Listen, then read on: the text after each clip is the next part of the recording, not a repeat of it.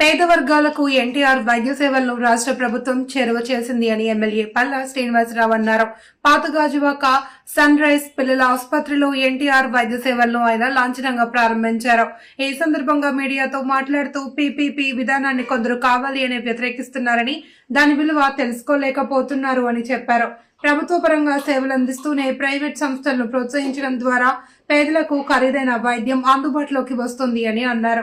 చిన్నపిల్లలకు వైద్యం సంరక్షణ విషయంలో ఆసుపత్రి అందిస్తున్న సేవలు గొప్పవని కొనియాడారు. Managing director doctor T Tirupati అధ్యక్షతన జరిగిన కార్యక్రమంలో క్లినికల్ డైరెక్టర్ డాక్టర్ శంకు గణేష్, నియోజకవర్గ తెదేపా సమన్వయకర్త ప్రసాద్ల శ్రీనివాస్ తదితరులు పాల్గొన్నారు. సార్ చేతుల మీదుగానే ఓపెన్ అయిందండి. మళ్ళీ 10 సంవత్సరాల తర్వాత క్యాష్లెస్ ఎన్టీఆర్ వైద్య సేవలో సార్ చేతులుగా మీదుగా ప్రారంభం కావడం చాలా ఆనందంగా ఉంది. మా గురువు గారు, డాక్టర్ గారు అన్నీ చెప్పారు అన్ని విషయాలు. ఈ 10 సంవత్సరాల్లో మేము ఫేస్ చేసిన రకరకాలైన ప్రాబ్లమ్స్లో మెయిన్ ఇక్కడ ఎఫర్డబిలిటీ అండి. కొంచెం రూరల్ పీపుల్ ఎక్కువ వస్తారు, సిటీ పీపుల్ వేరు. ఈ ఆరోగ్యశ్రీ నేను తీసుకున్న అంటే ఏదో ఒకటి ఆబ్లిగేషన్ ఉండేది సార్. ఒకసారి ఫైర్ ఎన్ఓసీని, ఒకసారి గైనిక్ అటాచ్డ్ ఉండాలని.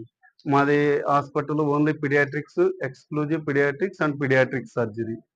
సో దానివల్ల గవర్నమెంట్ కొంచెం గైడ్ లైన్స్ సడలించడం వల్ల మనకి ఈజీ అయింది తీసుకోవడం.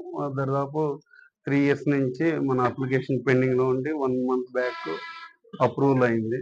దానికి శ్రీని గారి సహకారం కూడా చాలా ఉందండి. సార్ తోటి కూడా నేను ఒకసారి ఆరోగ్యశ్రీ ఆఫీస్కి వెళ్ళాను, సెక్రటేరియట్కి కూడా వెళ్ళాను. సార్ ఈ జర్నీలో సార్ నాకు అన్ని విధాలుగా అండగా ఉన్నారు. ఆయనకి మళ్ళీ ఇంకొకసారి కృతజ్ఞతలు చెప్తున్నాను. సన్ రైజ్ చిల్డ్రన్స్ హాస్పిటల్ అంటే ఓన్లీ డాక్టర్ తిరుపతి ఒక్కరే కాదు. సార్ చెప్పినట్టు పిడియాట్రిక్ సర్జన్స్ ఉన్నారు, పిడియాట్రిషియన్స్ ఉన్నారు, నియోనటాలజిస్ట్ ఉన్నారు. ఇదంతా టీం వర్క్. కాకపోతే ఫ్రంట్లో నేను కనిపించచ్చు కానీ వీళ్ళ అందరి టీం వర్క్ వల్లే మా ఈ సన్ రైజ్ చిల్డ్రన్స్ హాస్పిటల్ని విజయవంతంగా ఈ 10 సంవత్సరాలు నడపగలిగాను. మీ అందరి సహాయ సహకారాలు ఇలానే ఉంటే ఇంకా మెరుగైన వైద్యం, మెరుగైన ప్రమాణాలు తీసుకొని రావడానికి ప్రయత్నం చేస్తాం. మరి ఈరోజు గాజువాకలో సన్ రైజ్ చిల్డ్రన్ హాస్పిటల్లో మన ప్రభుత్వం ఏదైతే పేదవాడికి వైద్య సేవ, కార్పొరేట్ వైద్య సేవ అందాలి అనే ఆలోచనతో